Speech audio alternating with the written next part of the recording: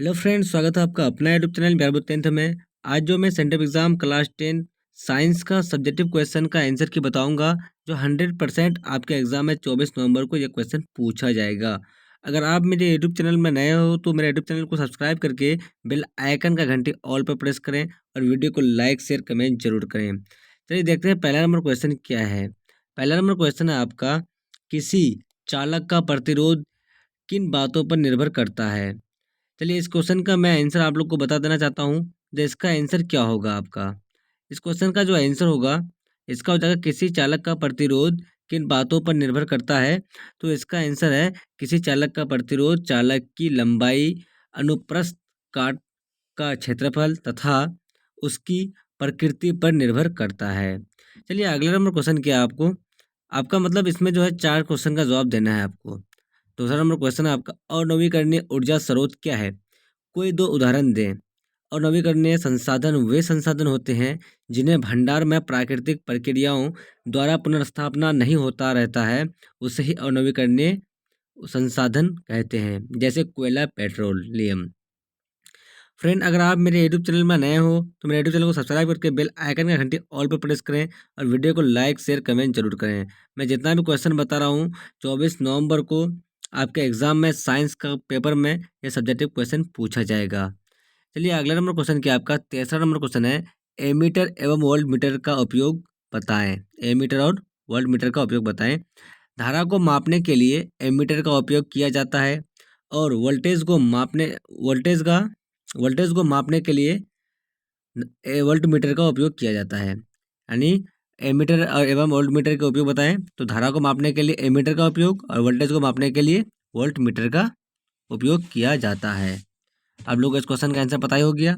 चलिए अगला number question क्या है, भूस्मीय ऊर्जा क्या है। भूस्मीय ऊर्जा क्या है, पृथ्वी के भू गर्भ से निकले गर्म भाप एवं पानी का जो ऊर्जा प्राप्त होता है उसे ही भू ऊष्मीय ऊर्जा कहते हैं। चलिए आपका 4 क्वेश्चन का आंसर मैं आपको बता दिया हूँ, यानी जो चार चार क्वेश्चन है आपका उसका आंसर पता लग ही गया आपको।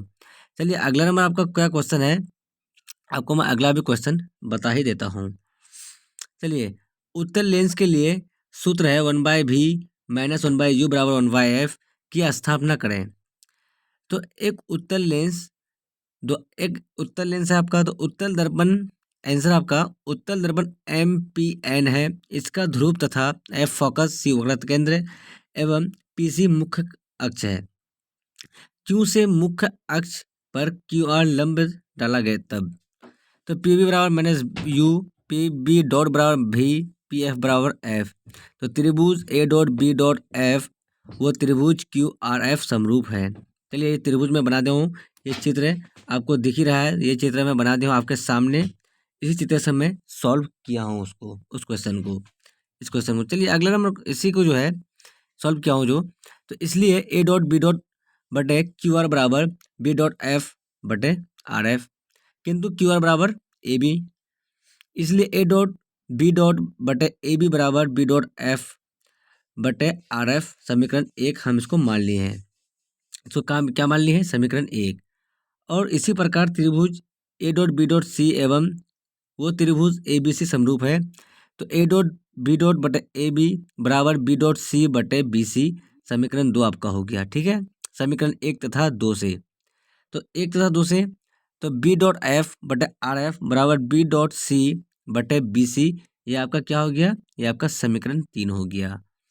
यदि दर्पण का द्वारक छोटा है तो RF माइनस PF लगभग समीकरण 3 में रखने पर, चलिए B डॉट F बटे PF बराबर B डॉट C बटे BC या PF माइनस PB डॉट बटे PF बराबर PC minus PB dot, PB plus PC या F माइनस U बटे F बराबर 2F माइनस V बटे माइनस U प्लस 2F, या F माइनस V बटे माइनस U प्लस 2F बराबर F into 2F minus V, या minus UF plus 2F square plus UV minus 2VF बराबर 2F square minus FV, या UV बराबर हो जाएगा आपका minus VF plus UF plus 2VF, या यू भी बराबर U V plus U F V Y plus क्या हो जाएगा आपका क्यू आर हो जाएगा, वी यू आर हो जाएगा। ठीक है, दोनों तरफ मैं 2 VF से भाग देने पर, ठीक है, भाग देंगे तो 1/F बटे 1/U बटे 1/F 1/V 1/F बराबर 1/U प्लस 1/V हो जाएगा। ठीक है, आपका 11 नंबर का मैं डायरेक्टली क्वेश्चन आंसर बता दूंगा। यानी 11 नंबर क्वेश्चन क्या आपका, अब 11 नंबर क्वेश्चन खुद से ही देख लीजिए आपका 11 नंबर क्वेश्चन है क्या। ठीक है, आपका 11 नंबर क्वेश्चन है, 11 नंबर आपका क्वेश्चन ये है, चलिए, इन वन संपदाओं का आधारित किन्हीं दो उद्योगों का नाम बताइए। यानी इनमें से कह दिया आपको, दे प्रश्न संख्या 11 से 18 तक लघु उत्तरीय प्रश्न किन्हीं किन्हीं 4 प्रश्नों का उत्तर दें, प्रत्येक प्रश्न के लिए 2 अंक है। यानी 11 से 18 है तो किन्हीं 4 प्रश्नों का उत्तर दें, तो इनमें से हमको क्या करना है, 4 प्रश्न का फिर से उत्तर देना है। ठीक है, चलिए मैं दे रहा हूँ आपको, मैं सॉल्व कर दिया हूँ 11 नंबर जो क्वेश्चन मैं सॉल्व बताया हूँ आपको 11 नंबर क्वेश्चन। चलिए 11 नंबर क्वेश्चन कहाँ है आपका, देखते हैं। आपका 11 नंबर क्वेश्चन यहाँ है। ठीक है, 11 नंबर क्वेश्चन है, इसका डायरेक्ट मैं आंसर बता दिया हूँ। तो इसका क्या हो जाएगा, कागज उद्योग तथा बीड़ी उद्योग हो जाएगा, कागज उद्योग तथा बीड़ी उद्योग। 12 का आंसर हो जाएगा आपका H2S और F2 का इलेक्ट्रॉन पूछा है।